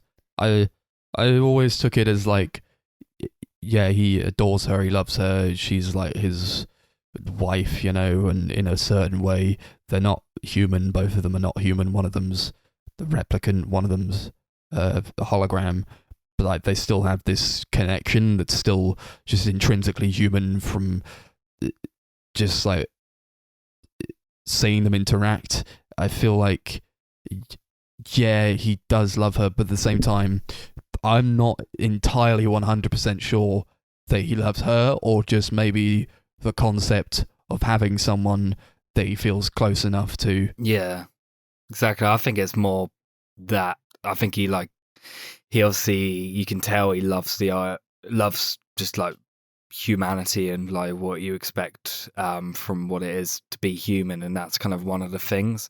Like having like someone like a companion that you're in love with. I think he just loves the idea of that and kind of wants it for himself. Yeah, there's like a part where they're on the roof. This beautiful scene where they're on the roof and she's sort of feeling the outside world for the first time, because he's got this like monitor type thing that lets her go outside, and then she's like, the rain is hitting her, but obviously like the rain can't really hit her. It's just like this image that's being projected onto her, and she says, "I'm so happy when I'm with you," and he just says, "You don't have to say that."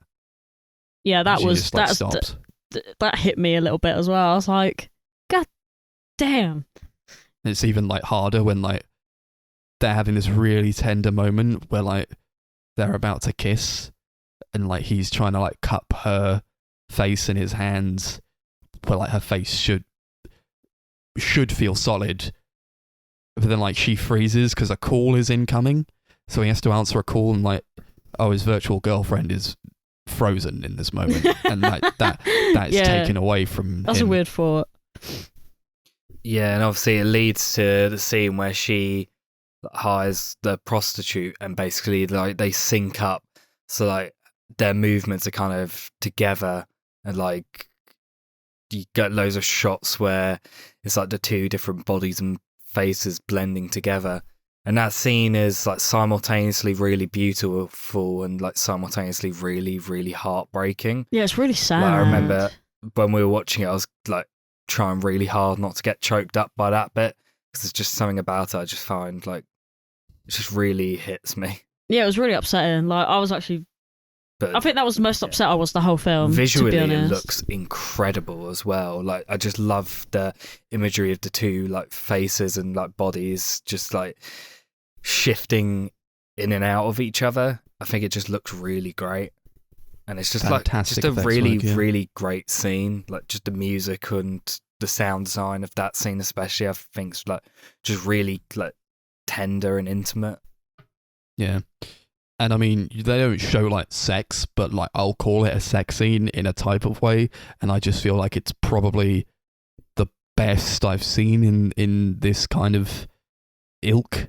It's like, it kind of reminded me of Her, Yeah. you know, in a certain way. Yeah, But I I was feel thinking that when we watched it, because obviously there's that like kind of similar scene where Samantha and Her gets the prostitute in to like kind of Yeah. be physical for Theodore.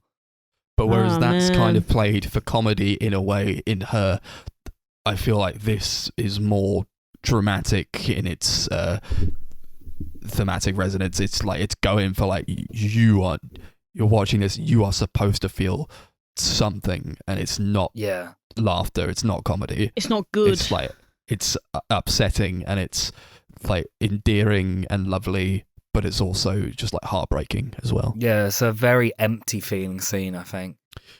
Well, you mentioned about the music. Some of the best music for a movie, I Yeah. think, ever. Hans Zimmer and Benjamin Wallfish did the score for this. And like after watching this, then the next day went out and I got the vinyl for it. So I was typing my notes up last night while listening to the vinyl.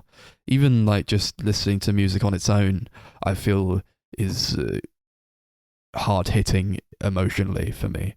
You get so much out of like. I think this is probably like the best score that Zimmer has ever composed. It's I would really completely agree. ethereal and intense and super futuristic, and it's laid back and more subdued when it wants to be, and it complements the movie very well without overpowering it. Yeah, I think one of the things I love so much about it is it sounds so clearly inspired by the original Vangelis score, while never trying to replicate that or copy it. Like, I feel like so many sequels like this would just look at like the iconic music of the original and go, let's try and do that again. Let's try and recreate exactly what that did. And it doesn't really. It does try to be its own thing while still capturing the vibe and style. And there's like a few bits throughout where they do bring back older themes, like in the final scene of the film where they bring back the main theme of the original movie. But I think for the most part it's just all like original stuff that just does a great job of bringing back some of like the style of the original while also doing its own thing and being unique in its own right. Yeah, and super memorable, really really interesting kind of score. Is like honestly just composers at the top of their game, I think. And I don't know, like I'd be interested to see I don't know who's composing Dune. Probably interested to see how that kind of compares, because that's also going for like a sci-fi type of feel. Yeah, I think Dune is Hans Zimmer. Yeah, I trust him. Yeah, Trust I'm him pretty to do sure good it work. is, because if I'm not mistaken, I'm pretty sure he was meant to do Tenet, but because he was busy doing Dune, he couldn't. Ah, there we go. Nice. Who did Tenet? It was no. I'm thinking of Johansson. Is it but it was, Ludwig Göransson? Göransson, yeah, that's the one. Yeah, That was a good score. it was a good score, yeah. In a similar vein to the music, I thought the sound design in this movie is some of the best in any movie, because I it's agree. like I almost feel like people might take the piss out of it for like, yeah, it's long and it's a long movie and it's really calm and subdued a lot. It's like, oh, it's just boring, not a lot happens. But then it's like, if you pay attention to like just the subtleties in the sound design, it was honestly like that's a lot about what I got from like an initial viewing. It's like, okay, the visuals are top notch. Roger Deakins doing the visuals, fantastic, and the sound design, which is second to none, and it captures literally everything. Even things like you wouldn't expect to notice, it like can hone in on. There's like that part where he goes to Las Vegas, and it's like this desolate orange wasteland. It's like completely silent, and you really pick up on literally every detail of the sound design in this scene. There's also like the part where he encounters like this, like these bees that are just like there outside in like this hive. He like puts his hand in the bee hive, and like it comes out and the bees are all over his hand. And like the sound design there, actually, honestly, it's immaculate. And especially also when he's walking through the casino, because it's all like really echoey, and like you hear just every footstep and like every like shift of the feet, or like even just like dust you can hear, and it's actually crazy. Yeah, it's incredible. If I ever get like a proper like big home like theatre sound system, this would probably be the first film I think I'd try out on it, because I think this has the best sound design I've ever heard in a film. It's so great. Yeah. Speaking of the cinematography with Roger Deakins, I think like every shot in this movie is fucking incredible. This is like like, yeah, every frame is a painting, but like this is it. This is the example you give, because every shot is beautiful. There was a shot, well, obviously, like, he goes to Las Vegas and it's all orange because, like, it's just poisoned by radiation. Darcy didn't like it, though. She thought, well, no, I think you said that it was, like, it looked not real. Yeah, I think it was just I don't know, I don't know what it was about it. It just, it kind of just looked kind of fake. Yeah. I kind of disagree. I do have to disagree, because I don't think it looks. I think it's like this probably would be what a world polluted by radiation would look like. Yeah, but what would it look like? Well, we don't. I mean, know. obviously, yeah. Exactly. Like, they have to like think of these things themselves.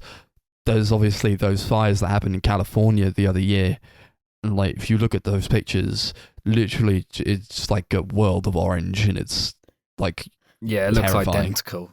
Oh yeah, no, like, it's not like the colours. It's like the set design itself just looks fake. It kind of looks like it was generated. I can't explain it. It just looks odd. Like all the debris and like the big statues and rocks.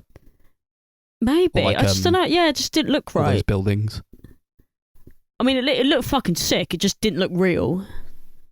Yeah, I don't know. Yeah. I think this film is just visually so beautiful. This is Roger Deakins, like, the height of his game, like some of the best cinematography in any film. And I just loved like how visually this film is basically like the complete opposite of the first movie. Like, although the first film was like a lot of like dark nighttime shots, it's like it was still like very brightly lit and colourful in a lot of scenes, whereas I feel like this film, it's much more drab and like depressing at points, and there's still like colourful neon lights and stuff, but a lot of it's like clouded by smog, and like pretty much every single scene of the film there's like it's in bad weather, whether it's like snowing or raining or something. And I think it just visually, it's like very different to the first film, and I think it just looks great. It's quite still in its look. I feel like it's just very like clean. It's super clean, even when it's like showing some dirty shit. You know, it's like, yeah, this is like the colors pop, and it's also like meticulously built. It's so sharp. I don't think any other movie looks like this. This is literally the only movie ever made that looks that takes color and set design and visual effects and puts it all together, and it looks like this. This is solely unique to this movie. Which is actually something I'd say about the first film. I think that's kind of the same. There's no film that looks like that. No, exactly. So you have to take it in a different direction almost, but you have to make it as groundbreaking as that movie was to its time. Yeah. I think the effect work in the film is incredible as well.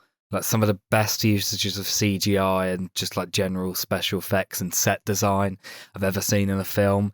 Like everything looks so incredibly real and seamless. Yeah.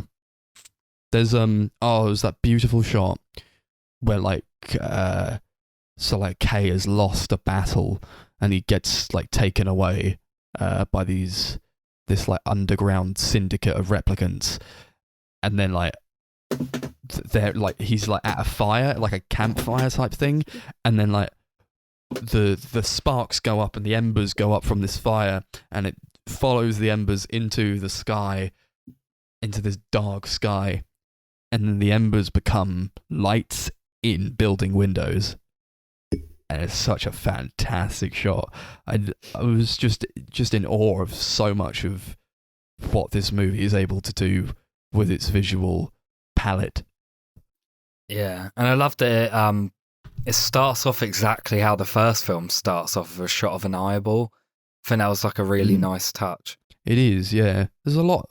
I feel like there's kind of a lot that this movie takes from the original, but it does it in a way that feels unique to this movie, and you kind of wouldn't think about it.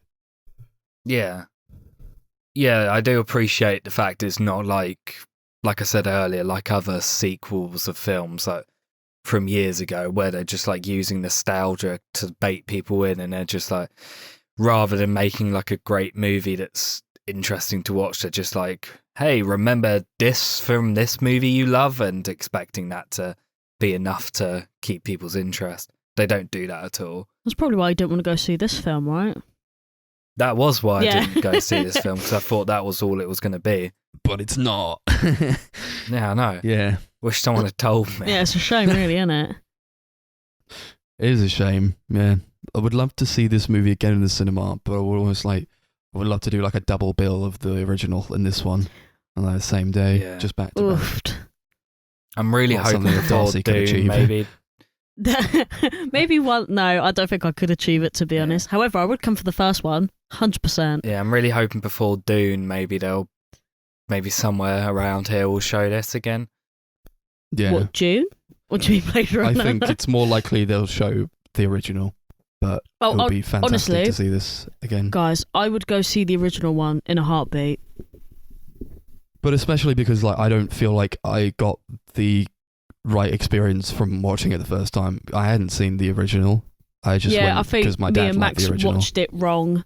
But hey, We it was did. I fucking don't- good. So I don't think you watched it wrong. I think this film stands on its own. Like, obviously, It does. Yeah. Yeah, it but how worked. were you meant to understand like the cool epic references if you hadn't seen the original? You don't need to. You don't need to understand the references because it doesn't rely on the fact that it is a reference. That's the thing. I think you can easily watch this movie without having seen the original, and that's another thing I do like and appreciate about it. Obviously, it works better if you've seen the original. I think it probably resonates a lot deeply emotionally, especially the stuff with Deckard later on in the movie. Mm. But yeah, I do think you can easily see this without having seen the original, and it could still Yeah, they still do. hit you just as hard as it They did. do kind of explain that, to be fair, when they meet Deckard. They kind of go into that sort of story because they were kind of like, oh, it has been quite a few years since the original Blade Runner come out. I think we should recap everybody on what happened here in the beginning. But Yeah. I took the cheat sheet because Max made me watch the original, so I had it fresh in my mind, luckily. Yeah. One thing I will say against this movie, and it's not against the movie itself, but it's more to do with how they marketed the movie. One thing I will here not we go. forgive Sony and Warner Brothers for is putting Harrison Ford in any of the marketing material. He comes in an hour and 45 minutes into this movie. It's clear to me that we were not supposed to know that he was in this movie by the reveal. But he is in the poster. He was in the marketing material. He's in the trailer. He was in that post that went viral about the video where like he punched Ryan Gosling in the face by accident. So I've got We a were not reach. supposed to know. I've Yeah, got there a was reach loads here. of like behind the scenes stuff coming out when they were filming it as well, saying that he was on set. I feel Yeah. like my reach here is when I say reach, I mean this is like a far-fetched idea that if Sony ever heard it, maybe they go, yeah, that was exactly the point. Do you think, because obviously, yeah, if we're not meant to know that this has happened or whatever, do you think they've just done it as like a way to get people to watch the film? Because they were Yeah. like, oh yeah, he's Yes. definitely in the original, remember that? Yeah, Yes. they used it to basically sucker in fans of the original. Yeah, to say, that's he's exactly back. what I It's thought, not yeah. like its own movie. That's It's exactly definitely it. Blade Runner. And then It's they like, didn't. hey, you like Blade Nobody Runner, right? watched it. Yeah. I think the Blade Runner fans saw it. It was just no one else saw it. What this film? Yeah, this film didn't do that well. And Oh, it really? wasn't marketed properly at all. No, it's To be honest, marketed really badly. yeah, I didn't even know it came out until my friend told me because she loves the first film and she's been hyping up this film for ages, and I actually thought she just made it up because I've never even heard about it, and then I saw posters for it and I went, oh, it is a film, and then I didn't watch it. Yeah, to be and honest. it is a real shame because the reveal of Harrison Ford is incredible. It's sick. And if I didn't know that he was going to be there, I would have like just lost my shit. This is the thing. Don't you think they would have loved that? Really, who wouldn't love that? Yeah, I would love to watch this movie with someone who's never watched it and doesn't know he's in it. Yeah. but I don't think that's going to be possible. It's literally probably not not going to possible. happen. Because, okay, let's say by some miracle, okay, first of all, I'll take down my Blade Runner 2049 poster, okay, and then, okay, so I got to get the Blu-ray off of the shelf without showing them the cover, and then I gotta like put a blindfold on them until like I pass like the menu on the Blu-ray, and then they're allowed to take the blindfold off, and that's when like all the spoilers are out. Someone's You know, going to think that that's a literally bit when sus. the movie has begun. Yeah. Max, why is there a blindfold on me? Oh, you will understand, You don't wanna young know. one. You understand. But yeah, it's a great entrance to the film as well, coming in with like this Treasure Island reference. It Like, was him- sick. he is really great in the movie as well. I think this is one of Harrison Ford's best performances, and you can really tell he wanted to be there. You can really tell he cares about this character in this film. Especially in an era where he just doesn't give a fuck anymore. Yeah. I appreciate Like- that so much. I don't think he's bad in the Star Wars sequels, but you can kind of tell he's not super interested. Yeah. Whereas in Well, this he film, dips out he's immediately. yeah, this film he's giving 110%. He like the emotional beats he delivers so perfectly. It also heightens like Deckard and Rachel's relationship from the first one. I feel I Yeah. learn what they've been through together. They've had a child, which should not have been possible, and then Deckard had to like leave without knowing. Like before the child was born, like, and also like he had to have no connection to this child whatsoever in order for this child to be safe, because they would hunt him down, take the information from him to find this child that should never have been born. This is an insane series of events, and that's also like what I feel this movie does amazingly is just like the reveal of information, and also how it's paced and how it reveals the mystery to us. This is such an intriguing mystery. Yeah, I definitely agree with that. And I really love there's a scene with Harrison Ford and Wallace, the character played by Jared Leto, Jared Leto. where he's like basically trying to get information out of Deckard about where his daughter is, and he like creates a robot copy of Rachel, and like she comes out. I think that's just a really like emotional scene. And then he's It's a just like, horrible scene, yeah, and he's Oh, yeah, just that like, was- her eyes were yeah. green, and then he just shoots her. That was Fucking horrible. I horrendous, was like, yeah. holy shit. and it's also like feasibly, you know, sure he loved the woman that he loved, but they can make her again in an instant, and that's such an agonizing thing to go through. Yeah, Where it's like it's also like a mirror of like Kay's relationship with Joy, where she was just kind of like this hologram, and if he wanted her back he could easily do it. But that scene where like she's like the emanator who is like crushed and she ceases to exist, it's treated like a death. And it's like when you go through something like that, you've lost someone you love, you can't get them back, and then like all of a sudden he sees like this huge version of her yeah, like comes down from the sky, and like it's just a hologram again. It's like targeted advertising to the extreme, where like she just like talks to him and he realizes that what he had with her kind of wasn't real, and if he wanted to get her back he could, but like what's the point if like it's not going to be the same at all, because that's what they went through together. And that's Yeah. like also a pivotal moment where he kind of feels like that was kind of what he was in, but like he's fighting for what's actually real. So that's kind of like a big game changer for him in a way. Like he feels like, yeah, I'm actually going to try to make a difference where I can. And he has no stake in it really, apart from that he thought he was the child at a certain point because he had the implanted memory from Deckard's child, he thought he could be a real born man. But then it's like, yeah, no, actually you have no stake in this. And it's only after he realizes that he has nothing going on in this fight that he then decides, he just decides to be a good person and actually help. Because that's the kind of guy he is. Yeah, it's just a really fantastic character arc. And Ryan Gosling is fucking amazing. Holy he is shit, really he's good. great. He just yeah. I was gonna say his character kind of starts off as like he feels robotic, like he's kind of like monotone. It's kind of like just like very subdued. And as the film goes on, like the cracks start to show, and he becomes more. He snaps more. Like there's that great scene where he meets Deckard's daughter, Dr. Anna Stelline. Yeah.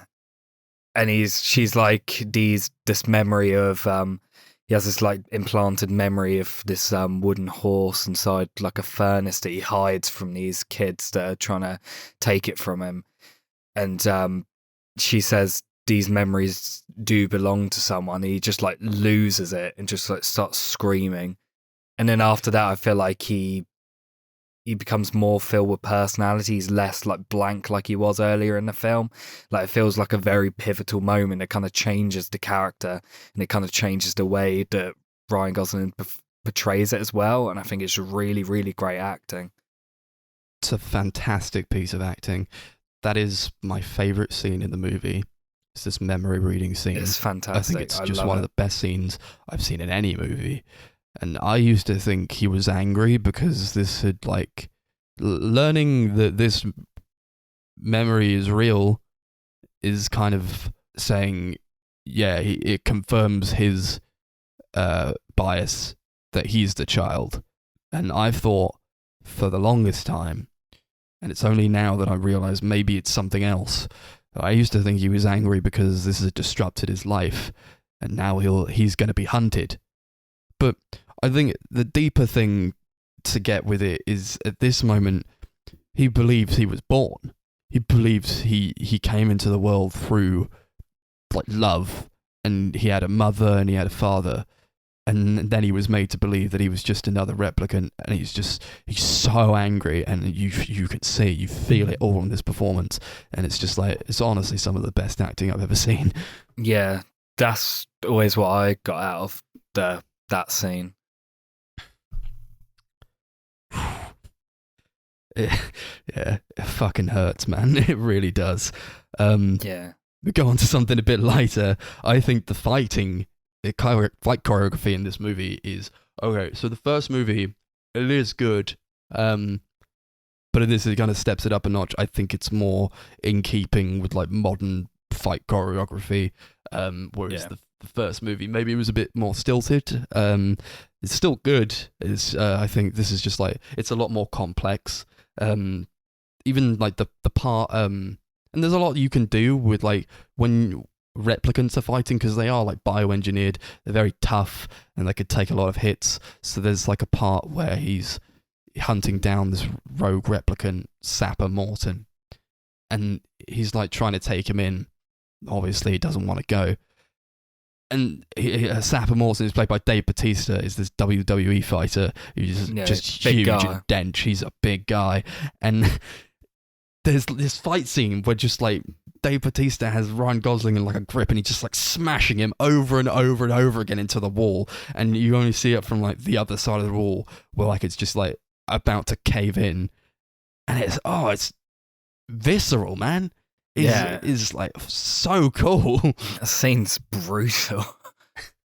It's so good. Yeah, he's like, and somehow like Kay manages to get the better of him.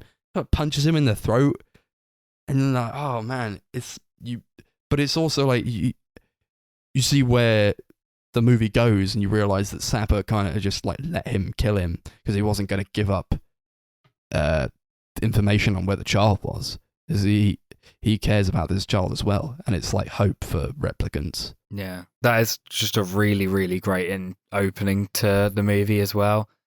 I think Dave Bautista's great. I think that's just like a really interesting scene. It's just like a great way to start the movie. It just really gets you into the mood and kind of tells you what to expect from the movie. Yeah, I feel like they do more with replicants in this to show you how capable and powerful they are. Like, they are just so much stronger than humans because they're like these slave. They've just like gone off to like slave colonies to work in like mines on off-world planets, and it's like, yeah, if you're doing like this kind of intense manual labor, you need to be like fucking dench, right? There's like a part where like Love, who's Neander Wallace's like replicant assistant type of person, she's like trying to get these bones to figure out where the child is, and like she just like goes up to this guy and like smacks him on the back of the head, and like blood fills his eyes and he starts choking. It's like, oh fuck, and the sound design on that, like, it's just a crack. It's oh god, it's horrible. It is. I know you can talk for hours about this movie, and I do love this movie. You could do the same, but it is getting really late, so it's getting super fucking late. Yeah. Do you have anything else you want to bring up? Just like really quickly. Oh god. I like when he's like been beaten up, and they like take him to the underground with the replicants, and then they give him like this big speech, and he realizes that he's not the child at all, and they say like dying for the right cause is the most human thing we can do. Is such a powerful line. Yeah, that is a really great bit. And when they like all say that we all wish we were the child as well. Yeah, I thought that was great. Hell. I was ready to cry at that point. I was like, for fuck's sake. We're like nearly at the end as well. They were like, yeah, that baby meant we were more than just slaves. It's like, yeah, look at how you've treated these people, and they are people. They're not just robots that you can just do away with. They actually have their own lives, and they have their own feelings, and it makes me wonder if this is the direction we're heading with technology advancing so fast now. Is this the way we're kind of pulling the world? It's horrible to think about. Yeah. Are we good to go on to ratings then? Yeah. I mean, if I wanted to say like everything I wanted to say about this, I guess I would just write a huge essay on it. But we don't have that much time, so yeah, we can go on to ratings. That's something to do in your own time. It is indeed. What should we rate this one out of? They call him Skin Job, just like a racist slur to replicants. We'll do it out of Skin Jobs. Skin Jobs. Nice. It also sounds dirty. I mean, this is just a straight up masterpiece. Easily Denis Villeneuve's best movie. It's going to be interesting to see if he ever tops this, but I think it's going to be difficult, though I am really excited for Dune. I think it's just like a much more intimate, personal and human movie than the predecessor. Just expands upon all the themes and the technology and just the universe of the original movie while managing to be its own unique movie. It's just great in every single way. I give it 10 Skin Jobs out of 10. Sorry, just word Skin Jobs, just incredible. I knew it'd get you. Yeah. You know, I feel Denis is a director who is always improving. I anticipate Dune being really fantastic. But for me, I feel like nothing is going to top this movie just because of how I connect with it on a personal level and under the circumstances that I watched it in the first time. My love for it has only grown. And I will watch it many more times. I've watched it maybe even like, it's a chunky movie, but I feel like I've watched it like 3 times already this year. And it's also like kind of thing where like I kind of get more out of it every time I watch it, which is insane because I've watched it so many times. But yeah, this is like this is the best movie ever made. Honestly, I fucking love it so much. So obviously I'll give it 10 skin jobs out of 10. I hate the word skin jobs. Yeah, well, that's why I said it. I mean, I think, well, yeah, I mean, this movie would be pretty hard to top, wouldn't it? It's fucking great in almost every single way, except for the fact that it's just too fucking long. However, for the premise of the film, it makes sense. Like, there's nothing like drags out or anything. It's just, for me, it's just too long. But saying that, I fucking love this film. Actually, I think both the Blade Runner films, don't know why I didn't watch them sooner, but then again, one of them came out significantly later than the other, so, you know, you can't really blame me there. To wrap this off, I'm just going to say it's a straight up 9. I would say 9.5, but apparently you can't really do that as a function on Letterboxd, so... Well, we're not on Letterboxd, we're on a podcast. Okay, 9.5 it is. It's impressive because sci-fi is just like not your thing at all. I fucking hate sci-fi films. There's something about this though. Yeah, There's something different about this. I can't put my finger on it. This is a massive exception to the boring sci-fi rule. But we all said the same thing, but I don't like fantasy either, but I love Game of Thrones up until the last season. Yeah. Feel you there. There are exceptions to the rule, Chris. There are. And this is one of them. Brilliant. We've rambled on now. For a very long time. So, yeah, that's that. Thank you for listening. We have got the next episode, episode 50. We've got the Scooby-Doo marathon, finally. So we'll be watching Scooby-Doo Monsters Unleashed, Scoob, and probably Nobody as well. New movie that came out this year. We're going to be watching that too. So maybe watch that. So, oh yeah, and also kind of wanted to caveat that by saying that we're going to be drinking on the next episode. So yes, we are, boys. To like celebrate the 50th episode, but also to celebrate, Scooby-Doo. It's just a silly, goofy mood. We'll be indulging. 18 plus only, thank you. So yeah, until then, maybe you want to make a start on the show we're going to watch for episode 55. That's The Fall. That's on the BBC. And we have social media accounts. YouTube, we've got the Sunday Movie Marathon. We've got Twitter at Sunday Movie Pod. Facebook is at Sunday Movie Marathon. And Letterboxd is at Sunday MM. Capital S, capital MM. Thank you very much for listening to this episode. I know it's a bit meaty in the last section, but I felt like if I didn't recommend Blade Runner 2049 now, it's going to be a very long time. I was like playing the long game. I was like, yeah, what if for episode 49 I recommended 2049? And this is conveniently the 149th movie that I've seen for this podcast, which is pretty cool. Yeah, lovely. Imagine if you saved it for episode 2049. Pretty sure we'd be dead by then. I don't know. All right, Chris. Don't quote me on that. I don't know how many weeks there are in a lifetime. He's taking it too far. I'll Google taking it too far. That's it. We're off now. We're going. Goodbye.